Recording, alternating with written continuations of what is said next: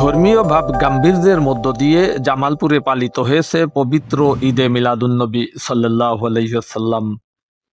জামালপুর থেকে প্রতিনিধি শামীম হোসেনের তথ্যচিত্রে দেখুন বিস্তারিত।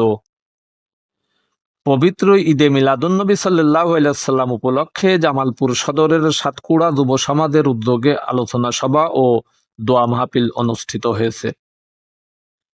সাতকুড়া বড় জামে মসজিদে অনুষ্ঠিত দোয়া মাহফিলে বক্তব্য রাখেন মাওলানা মোহাম্মদ জুবায়ের হোসেন।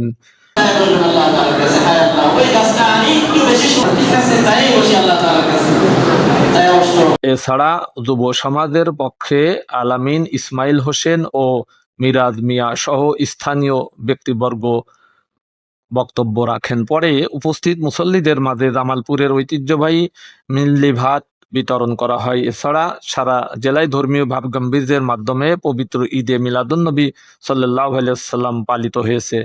এবং ১ নং ওয়ার্ড কর্তৃক আয়োজিত সাতকুড়া যুব সমাজের পক্ষ থেকে সাতকুড়া জামে মসজিদে আমরা সাতকুড়া যুব সমাজের পক্ষ থেকে ছোট বড় সকলের সহযোগিতায় আজকে আমাদের মহান আল্লাহ তাআলার বন্ধু আমাদের প্রিয় নবী হযরত মুহাম্মদ সাল্লাল্লাহু আলাইহি সাল্লামের ১২ই রবিউল আউয়াল জন্মবার্ষিকী উপলক্ষে আজকে আমরা এখানে বিশাল একটি মিলাদ মাহফিলের আয়োজন করেছি। Bilal Hussain, Satyakantha news desk.